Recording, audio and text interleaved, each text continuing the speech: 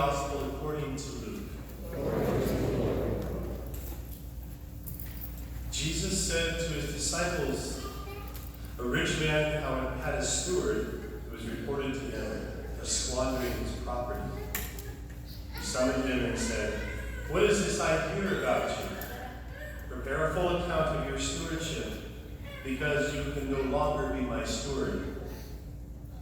The steward said to himself, "What shall I do now that my master is taking the position of steward away from me? I'm not strong enough to dig, and I'm ashamed to beg. I know what I shall do so that when I am removed from the stewardship, they may welcome me into their homes." He called in his master's debtors one by one. To the first he said, "How much do you owe my master?" He replied, 100 measures of olive oil." He said to him, "Here is your promissory note. Sit down and quickly write one for 50. Then to another the steward said, "And you, how much do you owe?" He replied, 100 cores of wheat." The steward said to him, "Here is your promissory note. Write one for 80. And the master commended that dishonest steward for acting prudently. For the children of this world are more prudent in dealing with their own generation than are the children of light. I tell you, make friends for yourselves with dishonest wealth, so that when it fails, you'll be welcomed into eternal dwellings. The person who is trustworthy in very small matters is also trustworthy in great ones. And the person who is dishonest in very small matters is also dishonest in great ones. If therefore you are not trustworthy with dishonest wealth, who will trust you with true wealth? If you're not trustworthy with what belongs to another, who will give you what is yours?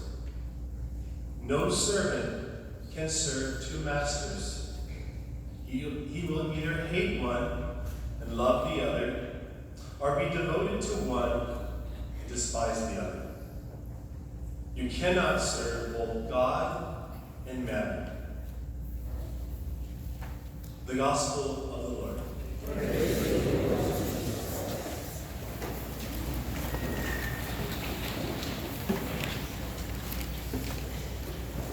Please make yourself comfortable, because I have a very brief homily of about 2 hours. Father Silva said it was fine to preach as long as you want, so I hope that will not inconvenience you at all. So once again, my name is Father O Donnell, a priest of the Diocese of Stockton. 24 years, next June it'll be 25 years. Can you imagine? I know I look about 31, so.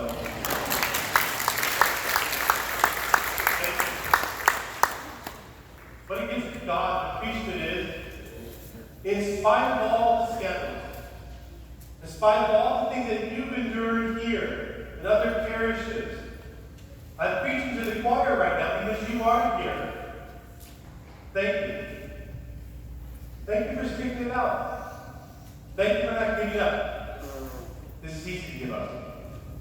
Easy to give up and start your own church at your own house, which is, it's football time. I'll just play football all day long. That'll be done by God, which we're going to talk about. I come from Los Angeles. I'm born and raised in West Covina. Many of you are from Southern California, you may know where that's at. 5 brothers, 1 sister. My 5 brothers married. I have 23 nieces and nephews. My 1 sister is, I have the best brother-in-law in the world. She's a missionary, so Jesus is my brother-in-law. And she's awesome. Her base is in Rome. So if any of you go to Rome, that's where my sister is at. And she's doing great work, doing her evangelization in her own way and spreading the gospel. I went to school in Los Angeles, graduated from Cal State Los Angeles, went on to Aquinas College, some of you may know, a liberal arts college, for a year.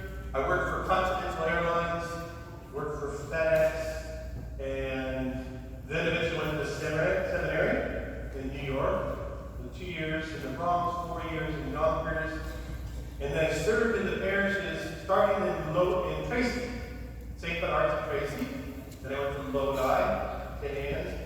Turlock, Sacred Heart. Then up in the hills, I was a pastor for the first time in St. Andrews, San Andreas. And then from there, St. Luke's. Then from there, Bolivia. From Bolivia back to O Donnell. I was the Spanish priest in O Donnell for 6 months. 6 years in Turlock at All Saints. I was the chaplain to the Newman Center and also their first official pastor there. And then this last year, Sepulveda. So thanks be to God. That's my journey. And your journey is just as important. You're on the way to God. And hopefully I'm on the way to God. They asked Pope Benedict when he was cardinal many years ago, how many ways are there to God? There are as many ways to God as there are people. Meaning your path is not my path. But hopefully we all have the same destination. And that is God.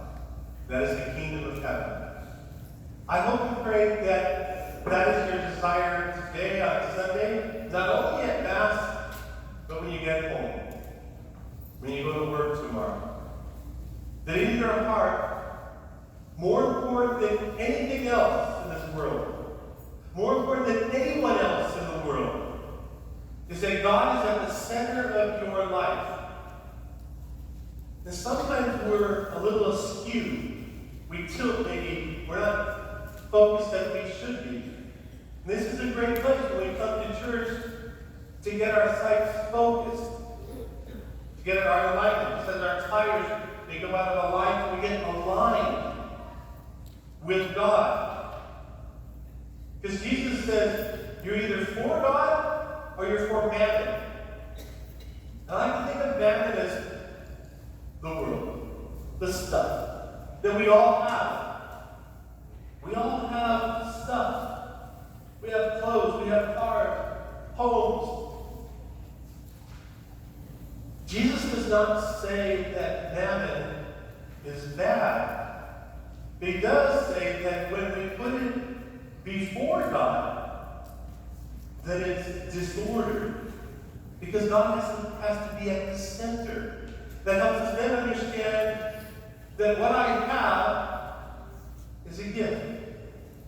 We become good stewards. He commends the good steward that he knows how to work with his money. Jesus is not condemning you who have money. Sometimes we might hear that. He will judge each and every person about the gifts that we've been given. How do we use them? Your gifts, whatever it may be, not just money, but all the mammon, whatever's been given to you, do you use it well? Do you give glory to God? If not, that's what we want to bring into life. And when we put God first, and God's at the center of my heart, I understand that all the things that I have are a gift. Everything is a gift. Everything is a blessing. Because I know that the greatest gift, there's no price of the love of God. That God's love is for me and for you. Can we put a price on that? Can we say that, well, I'll give $1 million if I go to heaven. I'll give $1 billion if I go to heaven. No. There's no price. Because God the Father sent his only Son into the world to suffer and to die for us. The Son of God died for you and for me. And that's the only way that we can be saved. He's the one mediator. We have one God, we have one mediator, as St. Paul says, and he is through him. It's through the grace of God that he gives us his Son. The Son says, I will suffer, I will die, and I will rise for you. Why? He loves you. Amen? He loves you and wants you to be with him forever in heaven. St. Paul says that we need to pray for everyone. Are you able to pray for everyone in your life? You're thinking, well, I like everyone, but you don't know my boss at work.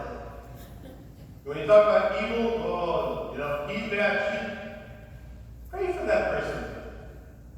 That neighbor who blows leaves all over your lawn, you can't stand your neighbor. Pray for your neighbor. Political people that you don't like, you pray for them. You don't hate. You pray. That's what St. Paul said. That's what we need to do so that we become one.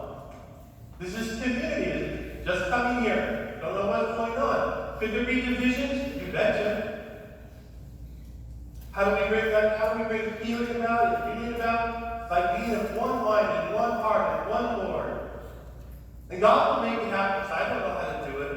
I know that God does. If we all seek to serve the Lord and not man, and we put God first, that this community will thrive. We'll have to build like triple story.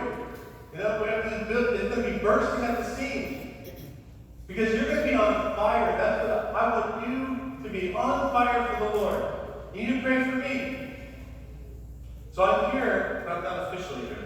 My official starts October 1st. But I was kind of homeless, and I was living in a nice beach house, and getting tired of that. I said, I need to get to work. So Monsieur still said, come in, and then he moved over to St. Mary's early. So I'm happy to be here. I'm happy to be here. This is a beautiful community. Some people I know, some people I'll get to know, and that we are coming together around the altar, that Jesus is the focal point. He wants to nourish us, to feed us. He wants to heal us. He wants to forgive us. If you're carrying some baggage and weight around for a long time, and there's anger or hatred in your heart, come see me. Come see Father Mark when he gets to down in a couple weeks. We're here to bring healing. Father Joe's here. We're praying for Father Joe. I've been talking with him. He's getting better. Pray for Monsieur Silva and Father Joseph as they move forward, that they'll bring healing, bring love to wherever they go. Now we're in this together, this church here, this church of the Diocese of Stockton, the church throughout the world, is God's. It's not mine. It's not yours. You say, no, I built this church. No. This is God's. So that wherever you go, you're thinking, I belong to God. I'm a child of God. There's nothing more important than doing baptisms. I remind the parents of the day of their baptism for that child. I said, there's no greater moment. They can go on to become the Pope, and the President. They can have billions of dollars. But the day of their baptism, when you and I became sons and daughters of God, that is the moment of moments. The angels blowing horns and trumpets and rejoicing that God says, you are my child forever. Amen? You are my child forever. No matter if you wander away, you get lost a little bit, you maybe turn away, maybe you're angry with God. God says, I still love you. Just like your parents love your kids and they drive you crazy and they run away and they leave and they turn their back on you. You still love them? You bet them. You think, those are my kids. That's my son. I know he's hurt me, and